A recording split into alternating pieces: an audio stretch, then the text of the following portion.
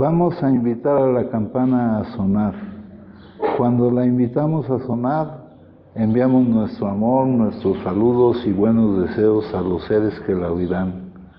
Deseamos que al escuchar la campana dejen de sufrir, que empiecen a practicar la respiración consciente, encuentren la energía, la paz y la alegría en ellos y sean capaces de transformar la energía de la ira, el sufrimiento y la desesperanza. Por eso invitar la campana a sonar y enviar su sonido para que la gente de nuestro alrededor pueda oírla es una acción sumamente compasiva. No podemos hacerlo sin poner todo nuestro corazón en ello. Con el cuerpo, la palabra y la mente en perfecta unidad, envío mi corazón con el sonido de esta campana. Que todos los que la escuchen despierten de su olvido y trasciendan el sendero de la ansiedad y el pesar. Escuchando la campana siento que las aflicciones que hay en mí empiezan a disolverse. Mi mente se serena y mi cuerpo se relaja. En mis labios nace una sonrisa. Siguiendo el sonido de la campana regreso a la isla de la plena conciencia y al jardín de mi corazón, donde las flores de la paz florecen bellamente. Bueno, primero el pensamiento del día dice: desde que estoy buscando la salida de mi situación por medio de la práctica de los principios que aquí vemos, he dado un paso para ser más altruista. No deseo ya hacer mi capricho en todo. Cuando las cosas están equivocadas, entre comillas, es decir, cuando yo las juzgo equivocadas y no puedo obtener lo que quiero, ya no me obstino. Y luego pues viene una cosa que no tiene importancia. Dice, estoy tratando de no querer recibir todo y no dar nada. Fíjense, aquí se nos señala ciertos, ya vimos que la solución es cambiar. Entonces se nos señalan ciertos puntos en los cuales debemos de cambiar. Por ejemplo, aquí me menciona el altruismo. Aquí la transformación a través del altruismo, del egocentrismo al ortocentrismo. Dice, ¿acaso es necesario decir algo más?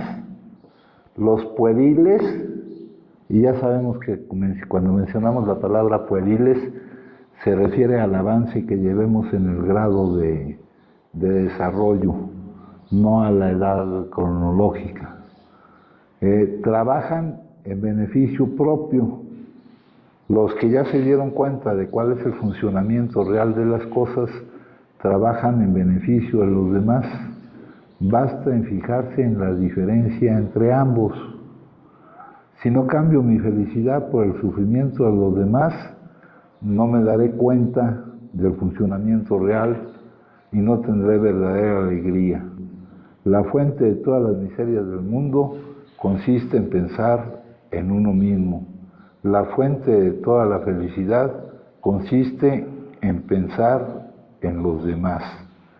Acá dice, desde que estoy buscando la salida, que ya sé que consiste en obtener un cambio, una transformación, voy pasando del egocentrismo al altruismo, y aquí me dicen que un medio de transformación es precisamente pasar del egocentrismo al ortocentrismo. Acá más adelante me dicen, ayudar a otros es una oportunidad imprescindible para dejar de dirigir nuestra atención hacia, entre comillas, nuestros propios problemas, que nos brinda esta oportunidad de dejar dirigir la atención ahí, nos brinda la oportunidad de seguir adelante y aclarar para qué estuvieron ahí eso que en un momento dado consideramos nuestros propios problemas. Aquí me dice la compasión. La compasión implica no solamente pensar en los demás y querer hacer algo por ellos, sino además poner en efecto esas buenas intenciones. Esto en el libro azul dice: nuestras vidas dependen de la constante preocupación o de la constante ocupación en las necesidades de otros y de lo que podamos hacer por resolverlas, ¿no? Esa es la transformación que necesitamos obtener para obtener la salida de nuestra situación. ¿Cuál es nuestra situación? La impotencia ante el consumo. Dice aquí: es una muy necesaria oportunidad de olvidar nuestros, entre comillas, problemas. Acá, cuando vemos la palabra problemas, pues no es más que una percepción, y la percepción no habla más del que percibe que de lo que se percibe. Dice: ayudando a otros a solucionar los suyos. La bondad de nuestras vidas, qué tan agradable, qué tan satisfactoria sea, depende de nuestra constante ocupación en otras vidas y de la manera en que podamos satisfacer sus necesidades. Acá me dice, acá también me preguntan: estoy tratando de querer recibir todo y no dar nada. Esa es una pregunta de si yo estoy cambiando. Mi punto de partida, el punto de partida de aquel que busca la salida, es el deseo de querer recibir y la dificultad para dar. Entonces, si sigo así, quiere decir que no estoy cambiando. Si sigo así, quiere decir que no estoy cambiando. Y aquí me dicen: todas las cosas que salen de ti regresan a ti, así que no es necesario ocuparte de lo que vas a recibir. Mejor ocúpate de lo que vas a dar, porque lo que vas a recibir depende de lo que des, ¿no? Ese es el funcionamiento real de la vida. Es muy distinto al funcionamiento condicionado que estamos acostumbrados a vivir, ¿verdad? A reaccionar a ese condicionamiento. Nos ocupamos de lo que damos, porque de lo que damos depende lo que recibamos, ¿no? Esto nos lo dicen de muchas maneras. Dando es como recibimos, ¿no? Acá, cuando me mencionan la palabra problemas, la percepción de lo que percibo se refiere a mí, se refiere más a mí, el que percibe, que a lo que percibe. Y lo que está mal en nosotros, pues es esa percepción, ¿verdad? Acá dicen: en el camino del egoísmo estúpido al egoísmo inteligente. Viene a ser lo mismo y con diferentes palabras. Si estás trabajando en tu propio beneficio, pero a través de trabajar en el beneficio de los demás. Si te preocupas por los demás, manifestarás una fortaleza interior a pesar de tus propias situaciones difíciles. Otra vez, una percepción. Con esta fortaleza, tus problemas personales parecerán más pequeños y menos fastidiosos. Cuando vas más allá de tus problemas, entre comillas, y cuidas de los demás, adquieres fortaleza interior, confianza en ti mismo, valentía y una mayor sensación de serenidad. Este es un claro ejemplo de la manera en que nuestra forma de pensar puede cambiar nuestras experiencias. Y este es un descubrimiento un postulado que hizo William James. Si nosotros cambiamos internamente cómo pensamos, van a cambiar nuestras actitudes y nuestras emociones, ¿no? Acá más adelante, compañeros, me dicen, bueno, junto con este tema de pasar de transformarme por medio del altruismo, por alejarme del egocentrismo, por saber que lo que recibo está en función de lo que doy, y entonces ya me ocupo directamente en dar, sabiendo que lo demás no es cuestión ya que tenga yo, de lo cual tenga yo que estar pendiente, es una función, es una determinación de lo que doy. Pero también vamos a tratar otro tema muy importante, la aceptación de lo que es. De hecho, compañeros, si tratáramos de resumir nuestra problemática es la resistencia a lo que es, el no aceptar lo que es. La solución es la aceptación de lo que es, la práctica espiritual esencial. Dice, la mente, en la forma en que uso la palabra, no es solamente el pensamiento, incluye sus emociones, así como todos los patrones de reacción inconscientes, de los cuales no me doy cuenta, pero que se presentan, de tipo mental emocional. La emoción surge en el punto en que se encuentran la mente y el cuerpo. O sea, aquí ni siquiera me hablan de un lapso de tiempo ni nada. En el punto en que se encuentran la mente y el cuerpo. Es la reacción del cuerpo a su mente, o podríamos decir, un reflejo de su mente en el cuerpo. Aquí me dice la negatividad, resistencia interna, resistirme a lo que es, no aceptar lo que es.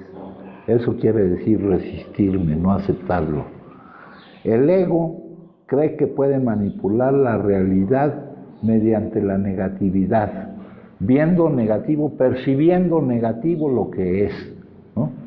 Ya hemos visto que la gente cree que depende de lo que ocurre o de lo que no ocurre para que eso sea lo que determine su estado emocional de estar bien o de estar mal, de sufrimiento. Dice, el ego cree que puede manipular la realidad mediante la negatividad, que es la resistencia interna, y conseguir lo que quiere. Aquí me dice, acá me dice, cuando las cosas están equivocadas y no puedo obtener lo que quiero, ya no me obstino. ¿Qué quiere decir eso? Que estoy abandonando esa resistencia interna y estoy pasando a la aceptación de lo que es, ¿no? Ya no insisto en lo mismo, dice nuestra literatura, dejamos de jugar a ser Dios, no da resultado. Cree que la negatividad le permite atraer un estado agradable o disolver un estado desagradable.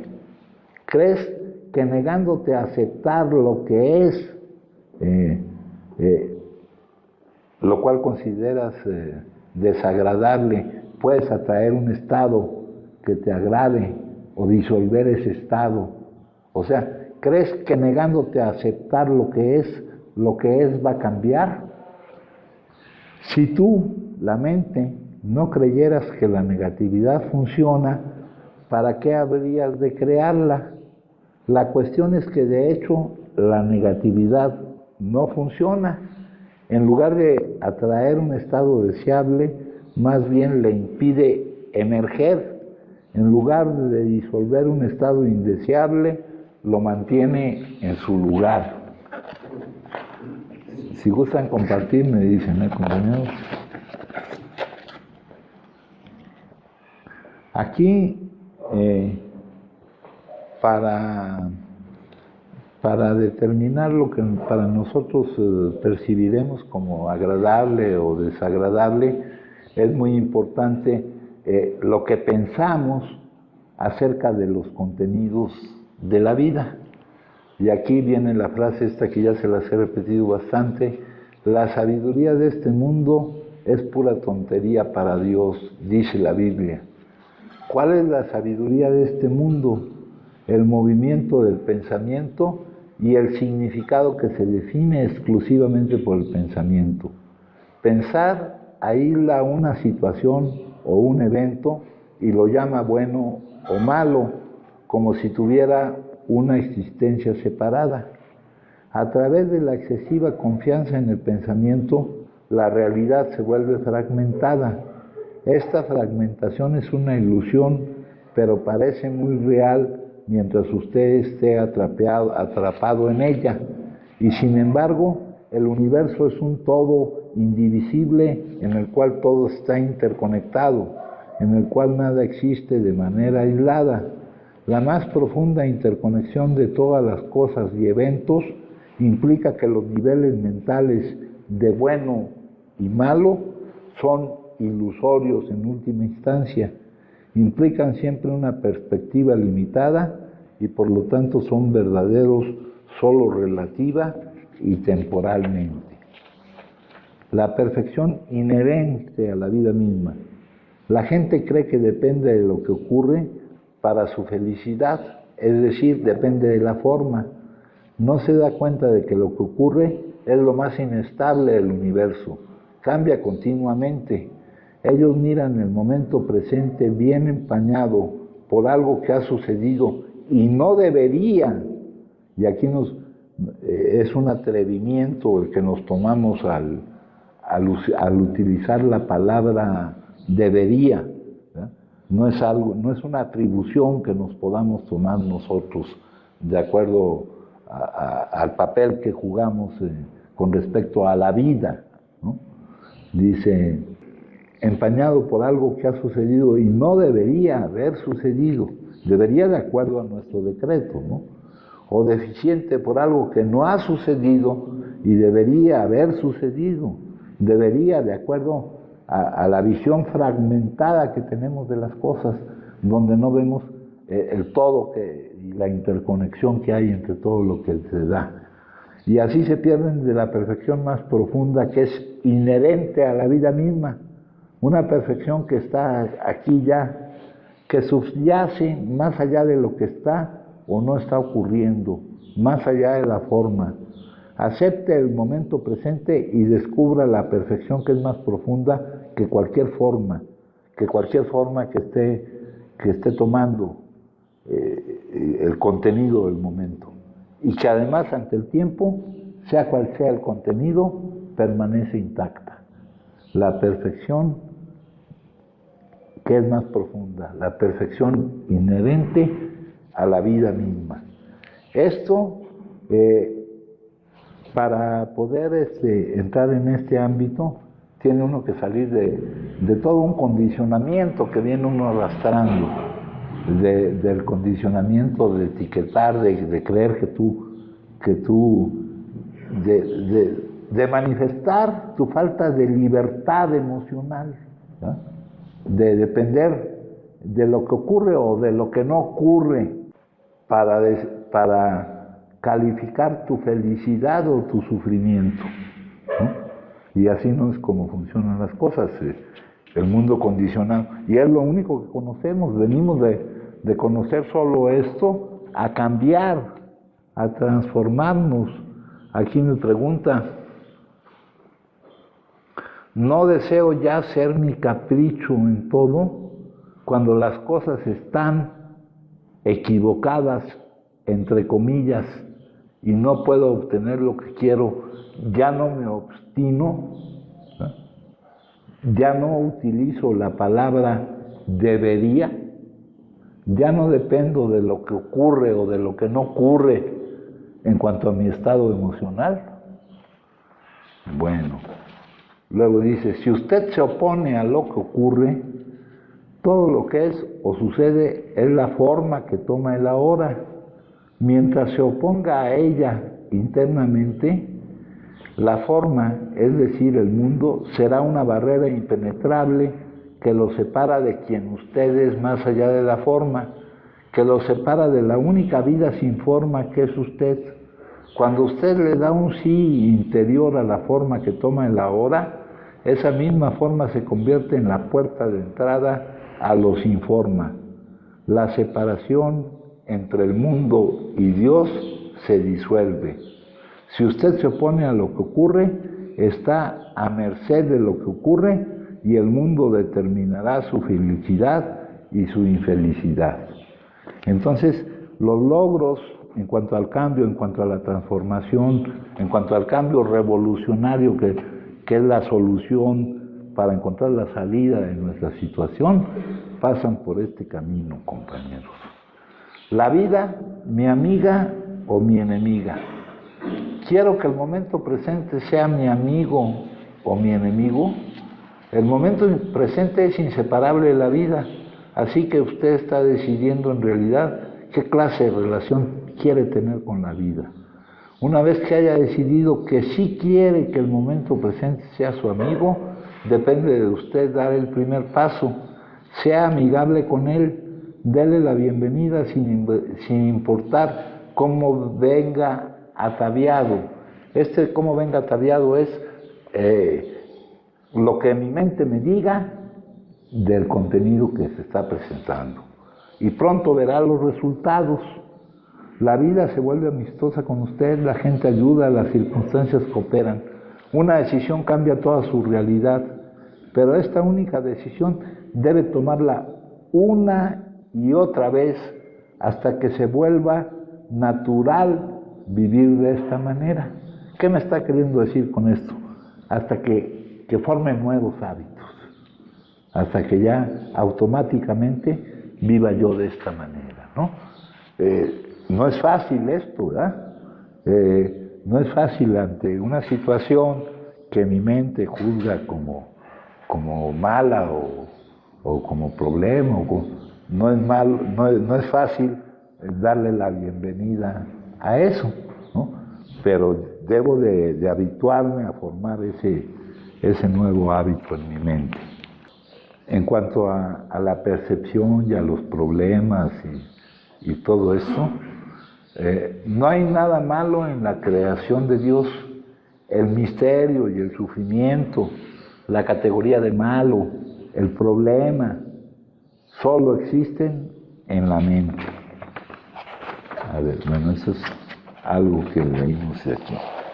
Ahora vamos a leer algo más acá. Dice, no os resistáis al mal. Y aquí el mal, compañeros, es lo que nosotros etiquetamos como que no está siendo correcto que ocurra. No estamos hablando del bien y del mal. Estamos hablando del juicio de la mente con respecto al contenido de lo que vivimos. La no aceptación de la realidad trae como consecuencia el sufrimiento. La mayor revolución de nuestra generación es de haber descubierto que a los seres humanos, por medio de la transformación de actitudes interiores de sus mentes, les es posible cambiar los aspectos externos de sus vidas.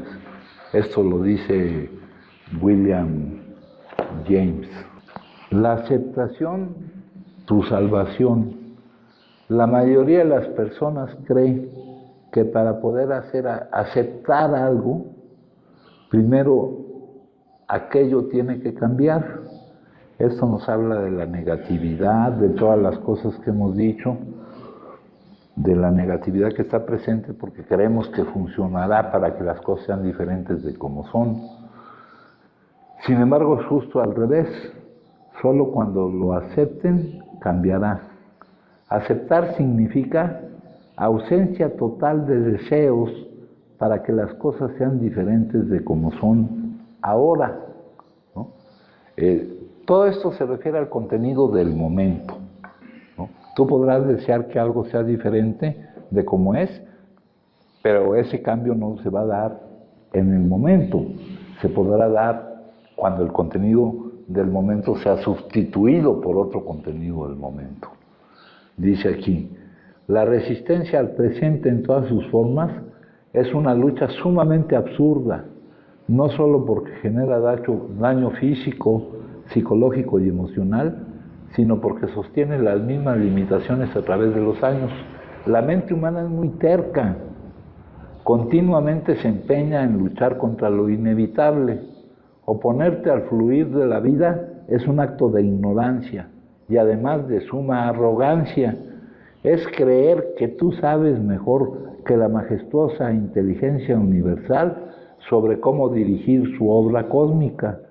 Sin una mente que juzgue la realidad y por lo tanto sin deseos para que ésta cambie, te liberas de tu ego, te unes a la inteligencia universal y a partir de ese sagrado momento, todo lo que alguna vez soñaste comienza a llegar, sin esfuerzo, sin luchas, sin deseos, solo relajándote completamente. Aceptar no es resignarte, es hacer todo lo que esté a tu alcance para construir la vida de tus sueños, pero sin preocuparte, luchar ni esforzarte jamás por nada. De esta forma reduces la tensión acumulada a través de los años o vidas, producto de luchar contra lo inevitable, y te entregas a la perfección de la vida, que siempre sabe lo que es mejor para ti y para los demás. Tú crees que sabes, pero no lo sabes. La prueba de ello es que deseas otra cosa. Como no puedes aceptar las cosas como son, activas a través de tu resistencia al presente, al contenido del momento, emociones de baja frecuencia, y como luego rechazas esas emociones, sufres. Este es el círculo del sufrimiento humano. Resistir, sufrir, desear. El resultado de esta lucha es, todo sigue igual. Cada día la vida te da la grandiosa oportunidad de elegir entre la paz y el amor o el sufrimiento y la resistencia. Y tú estás eligiendo continuamente, solo que no lo sabes. Eres tu propio salvador y tu propio verdugo. Siempre tienes estas dos opciones, en cada lugar, en cada circunstancia, con cada persona. Aceptar o sufrir. ¿Qué elegirás en esta oportunidad? ¿Qué has elegido todos estos años? Sé sabio y elige nuevamente. La decisión es nuestra, compañeros. La decisión es nuestra. Por ahí teníamos un letrero que dice, además de llorar, sufrir y quejarte, ¿qué más sabes hacer, verdad? El estar mal o el estar bien, compañeros, según lo que hemos estado ahorita manejando, es una decisión nuestra, ¿verdad? Cuando nos demos cuenta que es más agradable decidir estar bien, esa decisión viene con la aceptación de lo que es. La negatividad no funciona.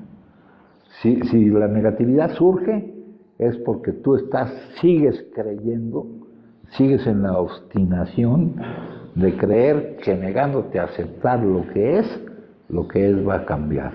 Y aparte nos dicen que aquí, que es una actitud de arrogancia, porque pretendemos saber mejor que la majestuosa inteligencia universal cómo dirigir su obra cósmica, ¿verdad? Eso es arrogancia. Dice aquí, es creer que tú sabes mejor. Tú crees que sabes, pero no lo sabes.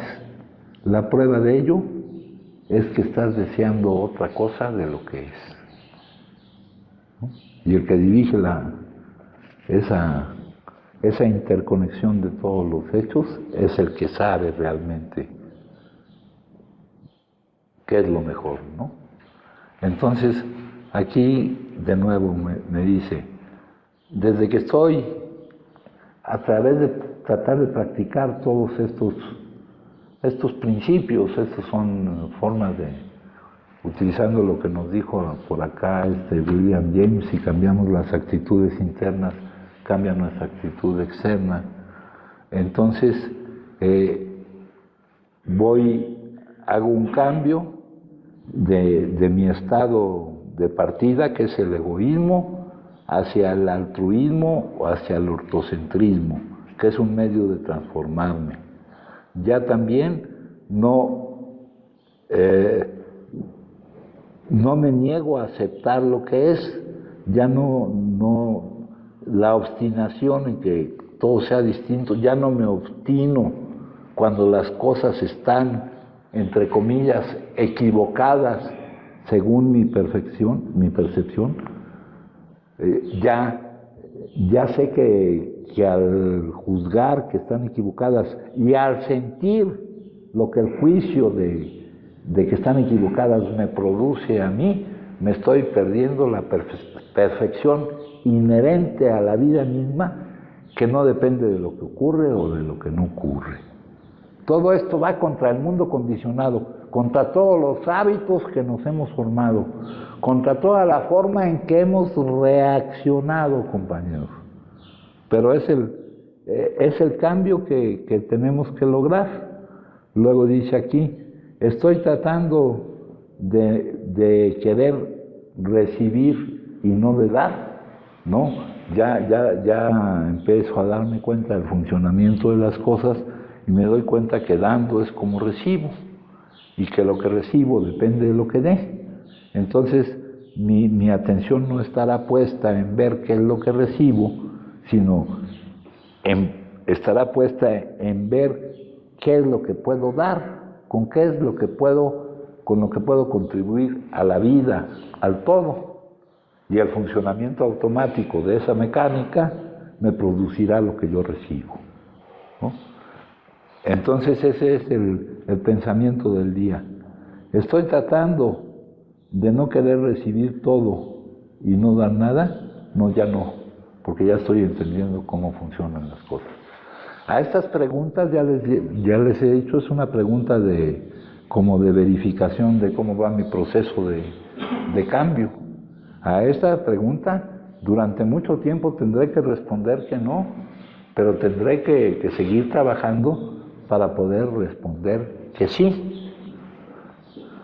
Ahora viene la parte terapéutica. Cada día es un día de progreso, de adelanto firme. Si usted hace de él tal cosa, puede usted no verlo, pero Dios sí. Dios no juzga por el aspecto exterior, juzga por el alma. Déjelo a él ver en su alma el sincero deseo de hacer siempre su voluntad. De nuevo, la cooperación absoluta con lo inevitable. Aunque usted pueda creer que su trabajo ha sido inútil o empeñado, Dios lo contempla como una ofrenda para él, como una ofrenda. No leamos esto literalmente, ¿no? Él no necesita ofrendas, ya el Dios de Spinoza nos hablaba de esa situación, ¿no? De una conformación con el funcionamiento real de la vida, para no usar el nombre Dios. Cuando se está subiendo una escarpada colina, con frecuencia se es más consciente de la debilidad de los pies tambaleantes que del panorama de la grandeza o incluso del progreso ascendente, ¿no?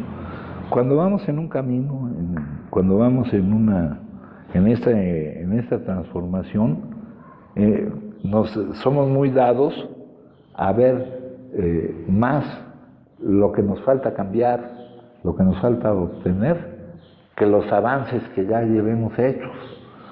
Aquí me dice, ofrenda de amor. Vio también a una viuda muy pobre que estaba ahí,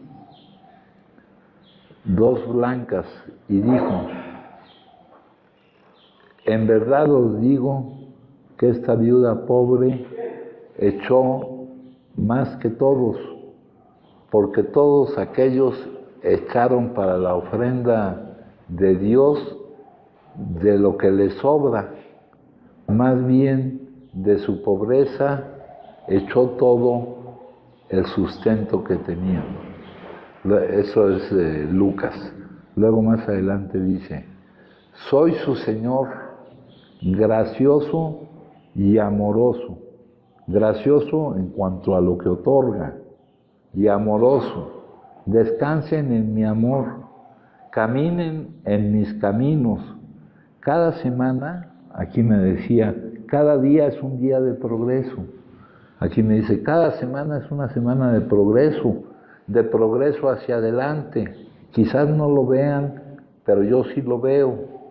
No juzgo por las apariencias, sino por el corazón.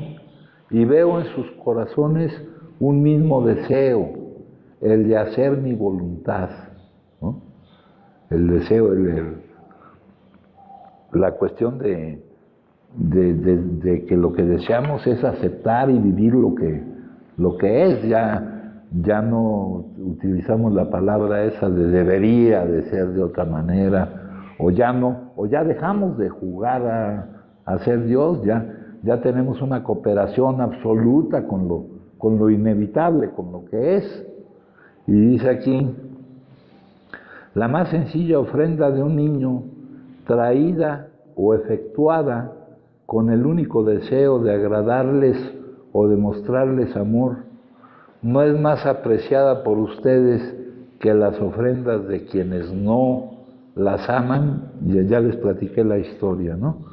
Así que, aunque sientan que su obra se ha estropeado o ensuciado, y aquí nos dice, aunque usted pueda creer que su trabajo ha sido inútil o empeñado, aunque sientan que su obra se ha estropeado o ensuciado en cuanto a los resultados y el pensamiento, el juicio del pensamiento, la percepción de lo que es, yo la veo como una ofrenda de amor. Coraje, hijas mías.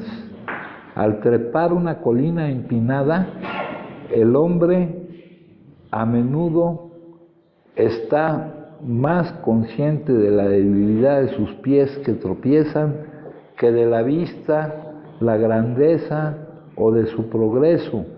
Perseveren, amen, rían y regocíjense, ¿no? El hecho ahorita que les mencionaba con otras palabras, cuando vamos avanzando, nos es más fácil ver la parte del camino que nos falta por recorrer que el avance que ya llevamos. Dice aquí, haz lo que quieras de mí, Señor, tú el alfarero, yo el barro soy, dócil y humilde anhelo ser, cúmplase siempre en mí tu querer, ¿no? Eso es una metáfora, pero es la realidad, compañeros, ¿no? El arte de la vida es ser uno con la vida, es darte cuenta que la vida es la bailarina y tú eres el baile. Es saber que vas montado en la vida como si fueras montado en un caballo y que si te preguntan a dónde vas, lo que tienes que contestar es pregúntaselo al caballo, ¿no? ¿A dónde te lleva la vida? Con la confianza de que nos lleva por el camino de nuestro desarrollo. Acá, compañeros, todo lo que el hombre resiste, se llama esta parte los enemigos del hombre. Todo lo que el hombre resiste, a lo que se niega, lo que no acepta, se le transforma en enemigo. Y también todo lo que teme, porque el temor es de alguna manera resistencia. El hombre teme y resiste una serie de enemigos, por ejemplo, la enfermedad, el fracaso, el desprestigio, y engloba en esta resistencia a las personas que concurren y colaboran con tales enemigos.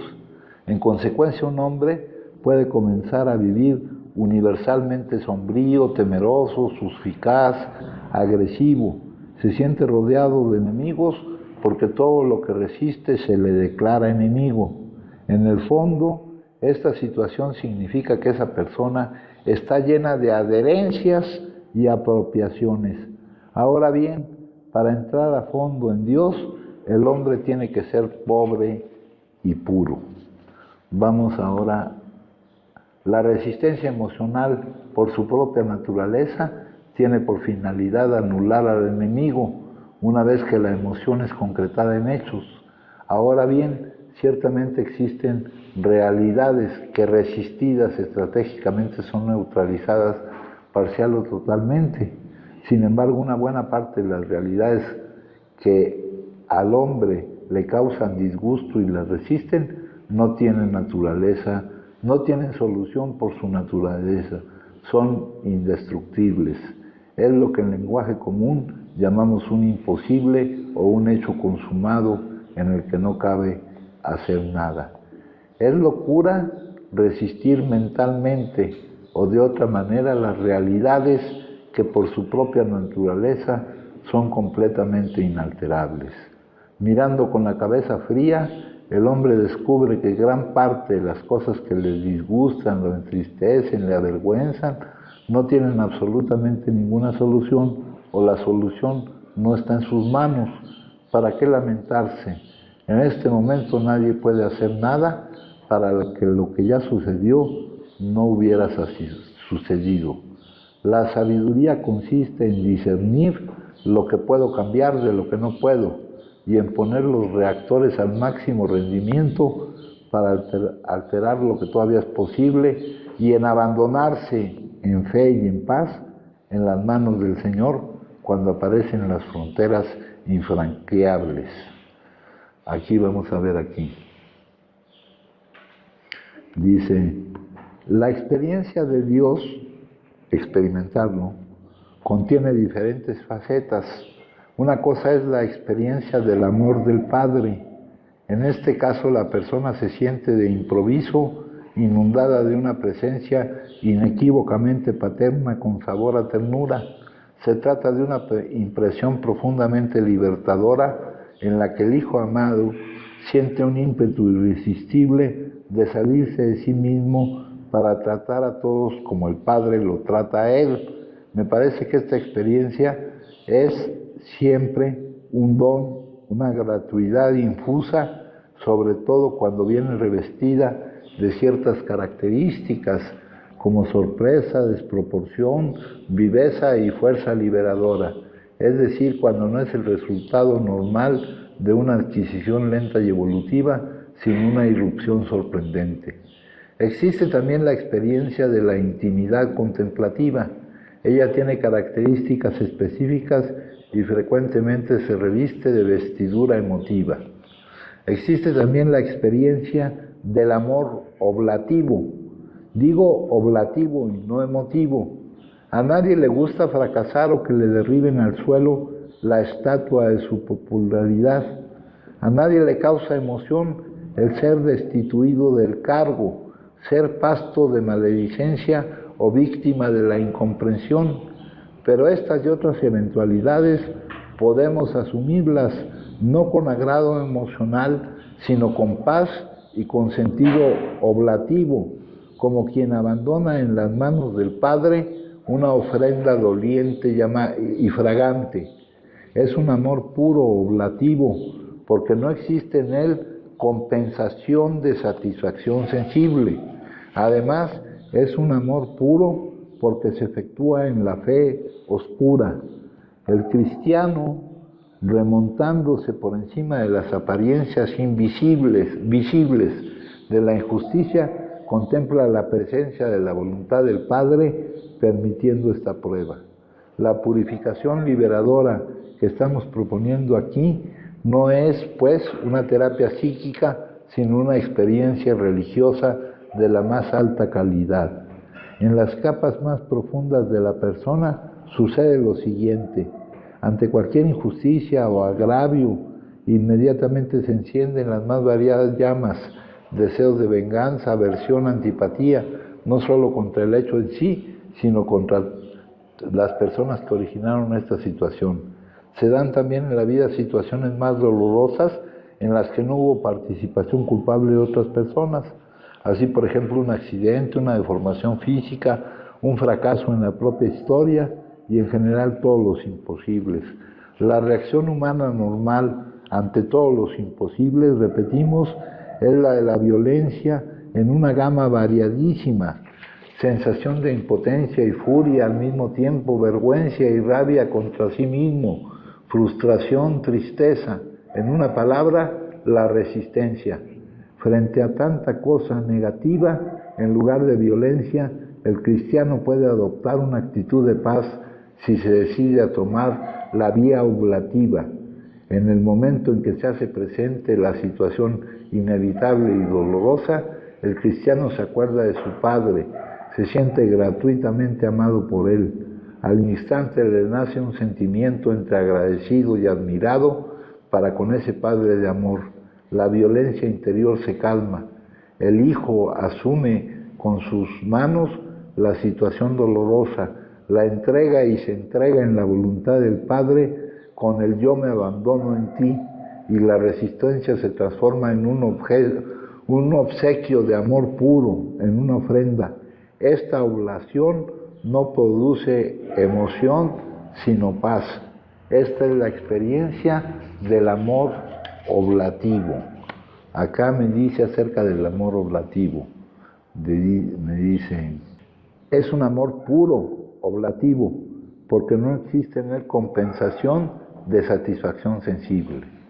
O sea, no depende de lo que me están dando el amor que yo puedo sentir por él, ¿no?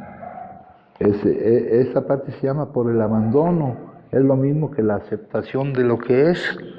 Entonces aquí también se me dice que ruego poder perseverar en todo lo bueno, pido poder avanzar cada día a pesar de mis pies tambaleantes, pido poder, aquí con lo que me dice acá, pido poder darme más cuenta de la grandeza del panorama al cual voy caminando, o incluso del progreso ascendente, que, es decir, pido poder darme más cuenta de mi avance que de lo que falta por avanzar, ¿no? De lo que falta para llegar. Que no haya necesidad de que yo llegue a una pequeña cima o a una pequeña altura para saber hacia dónde voy, ¿no? Si alguien gusta compartir, compañeros. Sí, bueno, yo no estoy de acuerdo. A ver, yo esa parte del buen cristiano, todo eso que la reacción, ¿no?, que yo tengo que tener ante lo que me parece malo, lo que me parece bueno, entonces, o sea, por ejemplo, te voy a poner un ejemplo real, ¿no? El Metrobús. O sea, hay güeyes que te empujan, te pisan. Ahí, ¿cuál sería la reacción que yo tendría que tomar?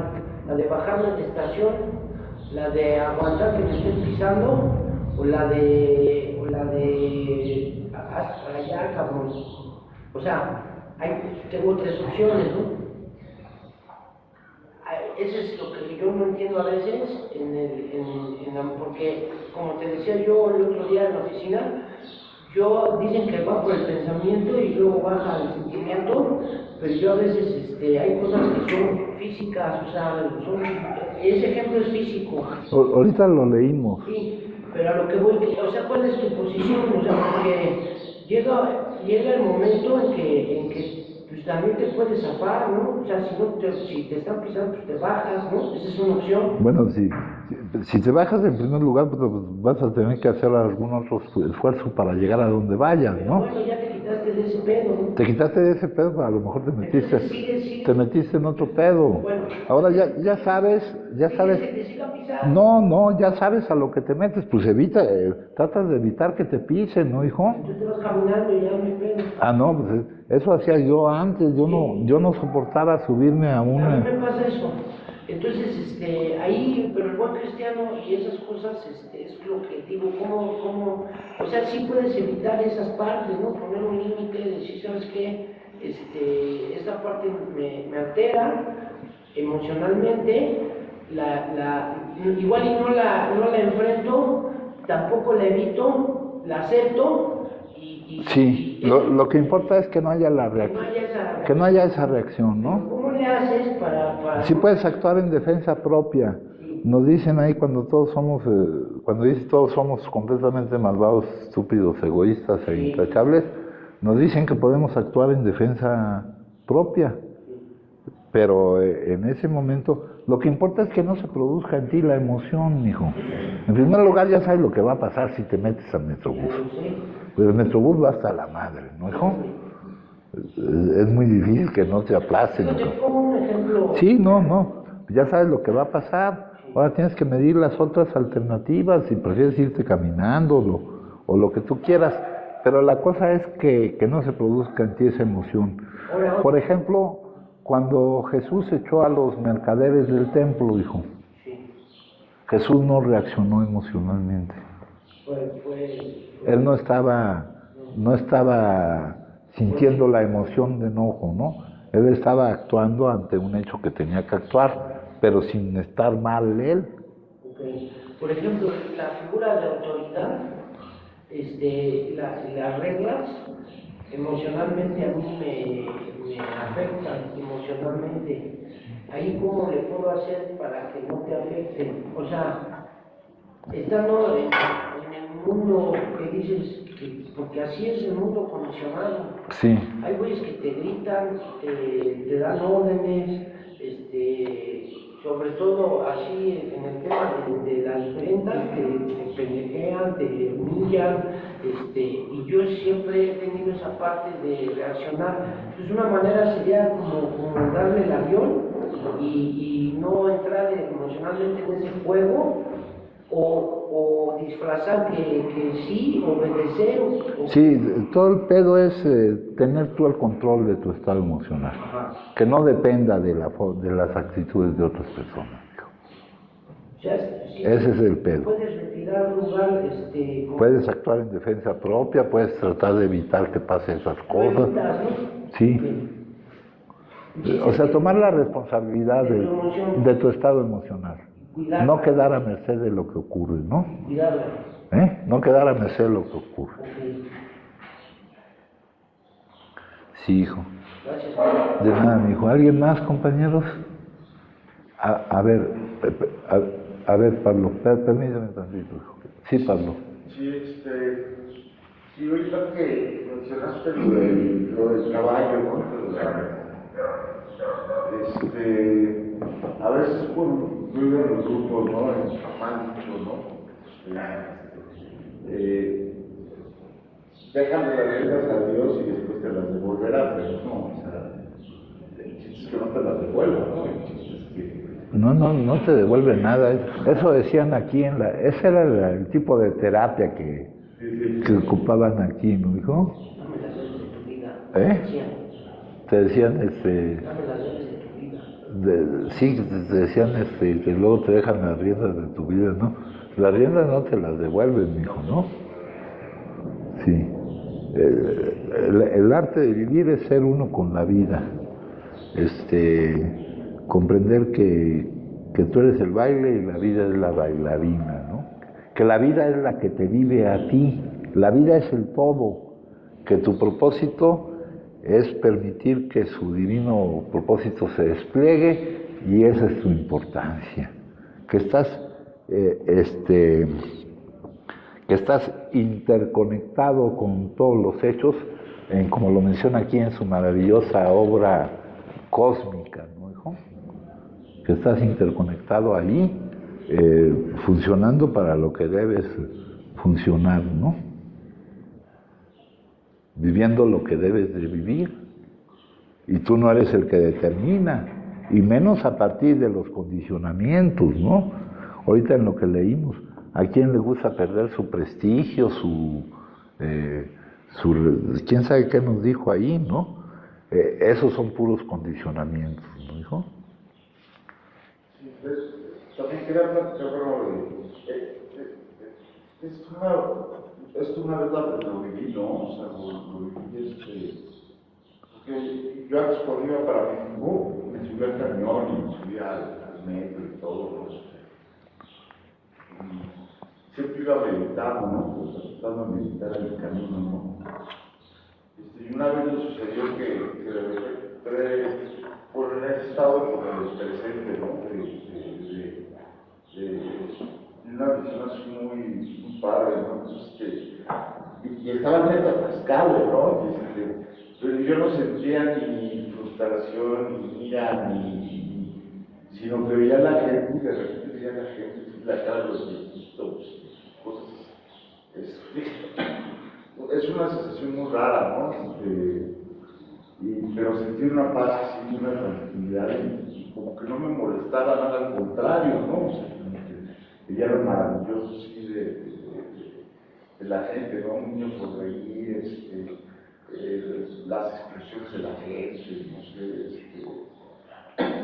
entonces, ahí me di cuenta pues, que no era la situación externa lo que me molestaba, sino mi actitud hacia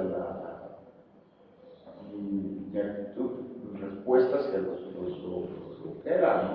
Sí. Solamente me pasó una o dos veces, ¿no? Pero hay ciertos grados de que de repente, pues la empiezas a aceptar y ya no te molesta tanto, ¿no? O sea, ya cada vez, bueno, si quieres un grado, ¿no?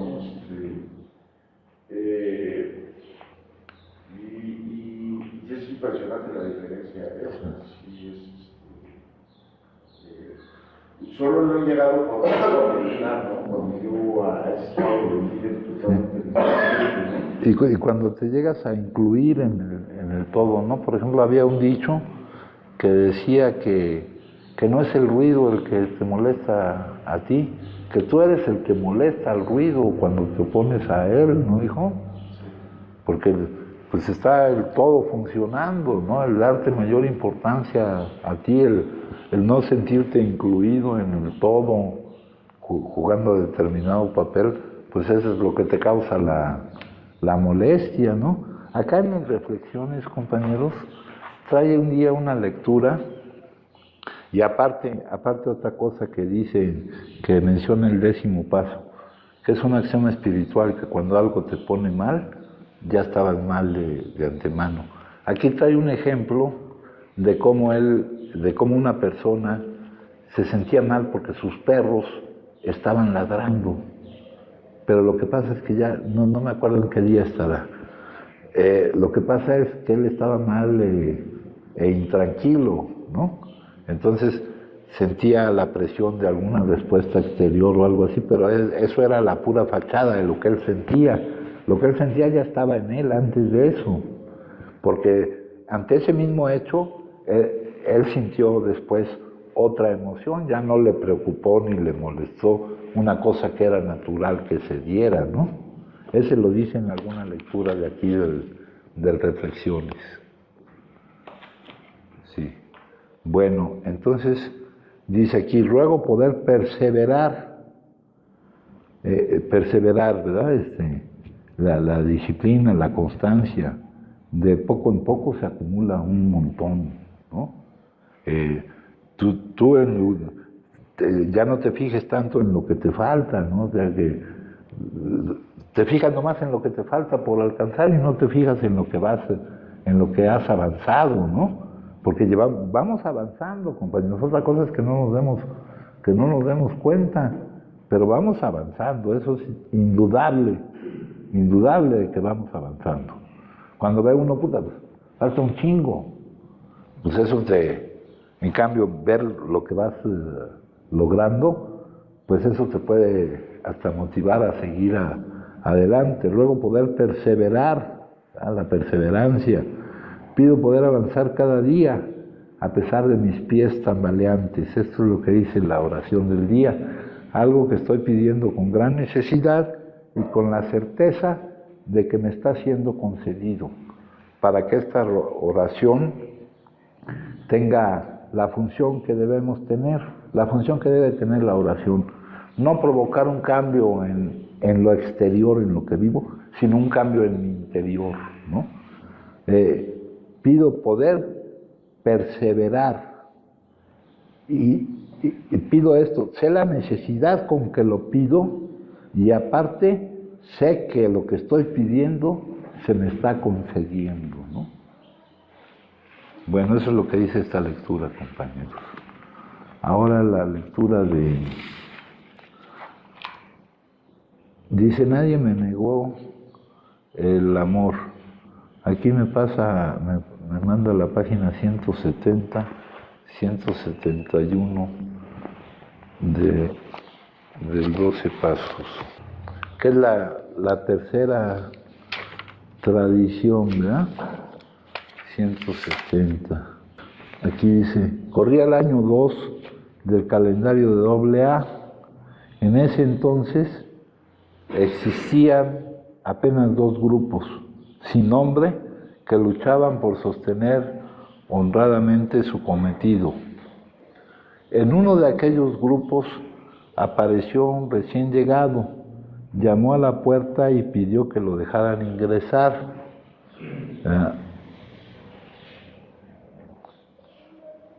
Aquí dice, apareció un recién llegado, puntos suspensivos. Habló francamente con el más antiguo miembro del grupo, esto no lo ponen. Pronto demostró que el suyo era un caso desesperado y que solo ansiaba curarse, aquí dice recuperarse, dijo él. Pero preguntó, ¿me dejarán ustedes formar parte de su grupo, siendo que soy también víctima de un vicio? ¿Eh? La palabra vicio muchas veces se considera que es diferente a la palabra enfermedad. La palabra vicio también tiene pero leyendo a Erich Fromm, él iguala la palabra vicio con la palabra enfermedad. Y dice, de un vicio todavía más despreciable que el del alcoholismo. Puede ser que ustedes no me admiten en su grupo. No es así. Y entonces dice, al principio los antiguos solo repararon en las objeciones. Tenemos que ver, dijeron, únicamente con los alcohólicos, con los adictos. No sabemos qué era el problema. ¿No será mejor que sacrifiquemos a ese individuo por el bien de los demás? En esa forma continuó la discusión mientras la suerte del recién llegado colgaba de un hilo. Entonces uno de los 3 miembros habló en otro tono. ¿A qué le tememos a fin de cuentas? ¿A nuestra reputación? Tememos mucho al público, lo que pueda decir de nosotros, más que a los disgustos que ese alcohólico extraño pueda traernos.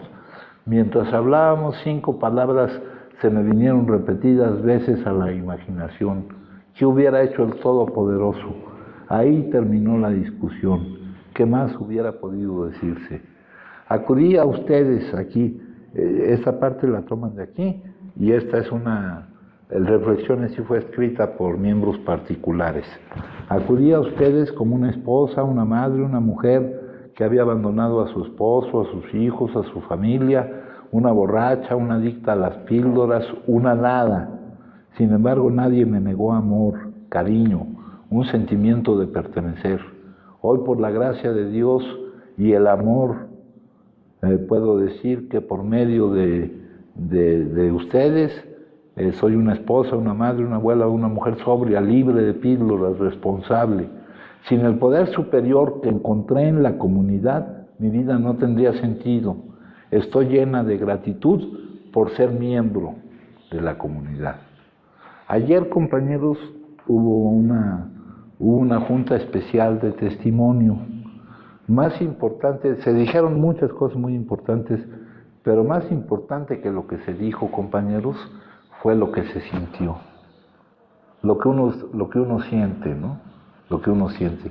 Y yo me di cuenta como yo lo sentí.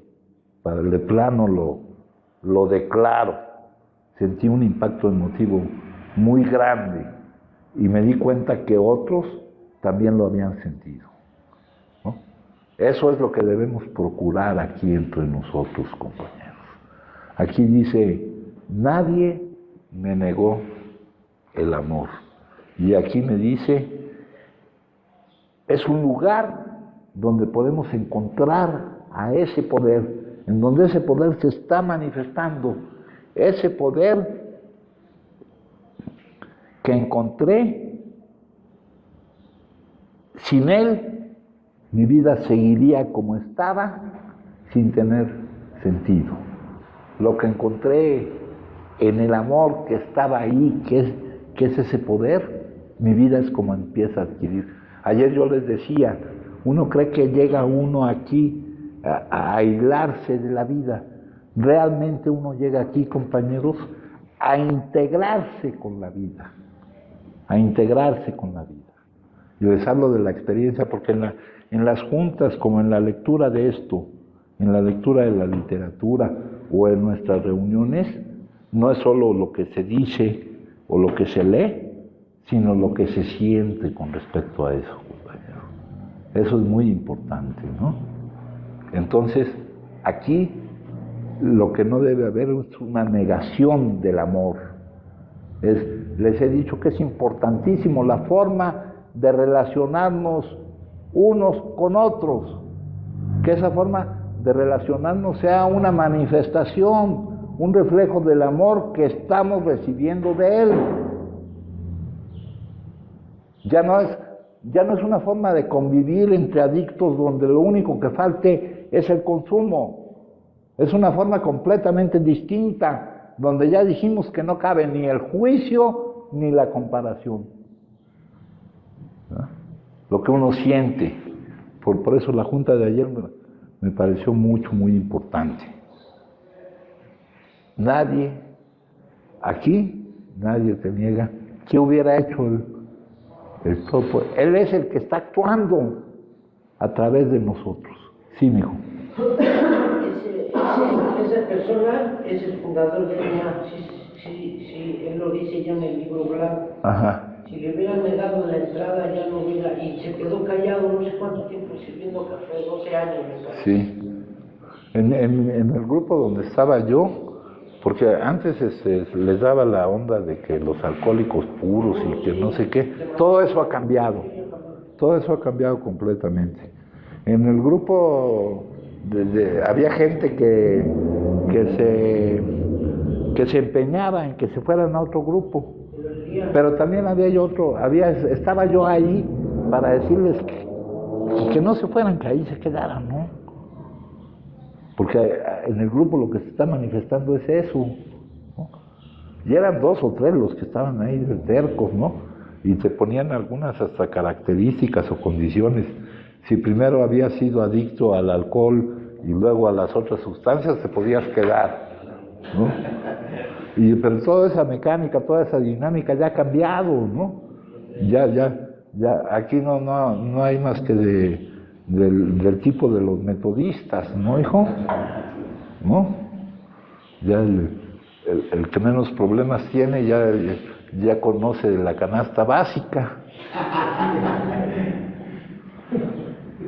Pero lo importante es que aquí en esta comunidad lo que se manifieste es el amor que Él nos está brindando a nosotros, ¿no? Acá esta tradición, compañeros, si ustedes se acuerdan, dice, el único requisito es querer dejar de consumir. Y en otra parte dice, nadie puede saber si alguien en lo oculto de su corazón lleva el deseo de dejar. Ni él mismo. Hay veces que ni uno mismo sabe que está ahí ese deseo, ¿no, hijo? Entonces, aquí no hay requisitos. No hay requisitos. El único requisito es tener la necesidad de recibir este amor. Y el único requisito también para estar aquí es tener la necesidad nosotros de reflejar el amor que estamos recibiendo, que hemos recibido siempre. Esto es básico, ¿no? Esta es una lectura acerca de las tradiciones, que también es una parte importante que debemos de leer, aunque aquí no sea un grupo tradicional, pero todo esto sí debe de operar aquí entre nosotros. Si alguien gusta compartir, me dicen, compañeros. Es más, con el tiempo uno se va volviendo más perceptivo y capta mucho más. Al principio tal vez muchos de ustedes, no sé si captaron lo que estaba ocurriendo ahí ayer. No sé si captaron la importancia de lo que estaba ocurriendo. ¿No? Pero con el tiempo lo va uno captando. Bueno, eso es lo que dice esta lectura.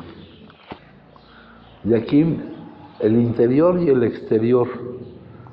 Revisaré mi imagen exterior para asegurarme que coincida con mi naturaleza interna. Esta lectura tiene mucho que ver